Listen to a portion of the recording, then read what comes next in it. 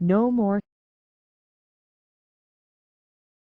No more flags of foreign countries posted on Facebook in a spirit of solidarity. No more empathic Twitter hashtags. No more empty statements by heads of government declaring that the terrorists have failed in their effort to turn us against one another.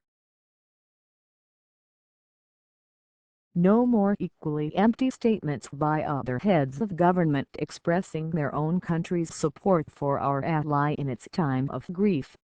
No more calls for love in the face of hate, or candlelight processions as a response to murder. No more clicking of tongues and shaking of heads over the horrible loss of life as if people had died in a one-off natural disaster. A hurricane or tornado or tsunami followed, after a few days, by a return to normal.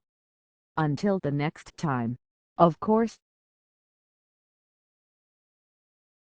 No more attempts to psychologically analyze every new jihadist to probe his troubled family or professional life in an attempt to figure out what turned him to violence and extremism.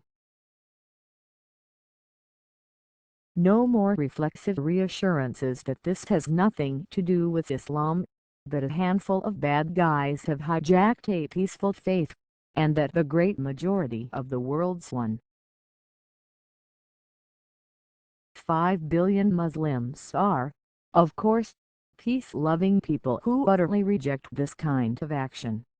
No more slip-pivoting to the subject of gun control, or American homophobia, or whatever other diversion seems useful under the specific circumstances.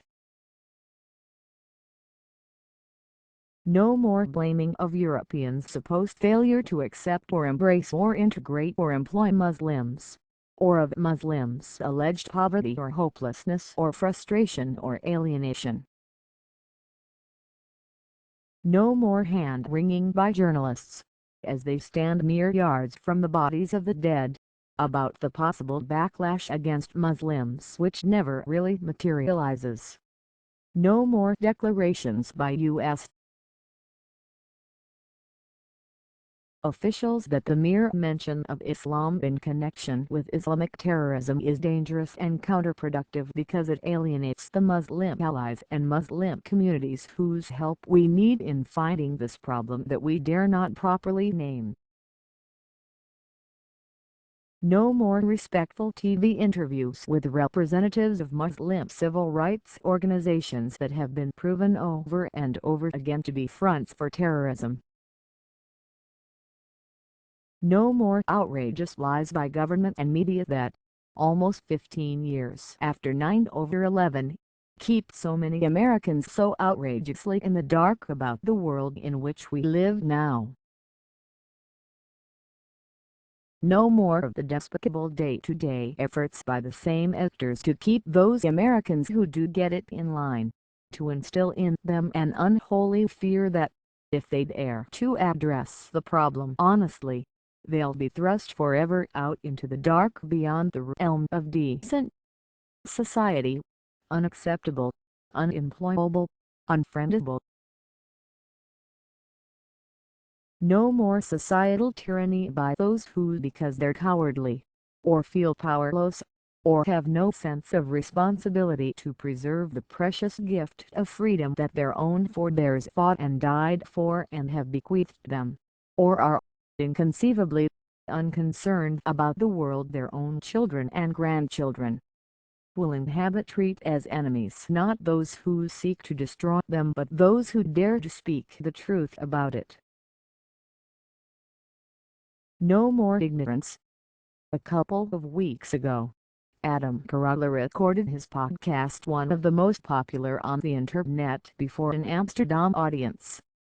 Carolla and Angelino asked locals about life in the Netherlands. They painted a thoroughly rosy picture. He asked about religion. They depicted a near-utopian secular country free of reactionary faith. Poof! Down the memory hole went Pim Fortuyn, Theo van Gogh, Jan Hirschy Arley, Geert Wilders. And Kerala didn't challenge any of it. Then, just the other day, in an interview on Joe Rogan's podcast, which is even bigger than Kerala's gay conservative Milo Yiannopoulos, served up some basic facts that everybody in the U.S. would know by now if the mainstream media were doing its job. Facts about the levels of Muslim rape in Sweden, about the scale of anti-gay animus in Muslim communities, and about the systematic efforts by European governments to obscure these and other ticklish matters. Rogan, who is no fool, and who has interviewed hundreds of people in an effort to educate himself about the world, was shocked by all of it. Wow. Wow. Wow. In the years after 9/11, major acts of Islamic terrorism in the West seem to come along every year or so, leaving plenty of time in between to go back to pretending that everything was fine and to resume mouthing benign platitudes. Now they're happening so often, one right on top of the other, that we can hardly keep track of them.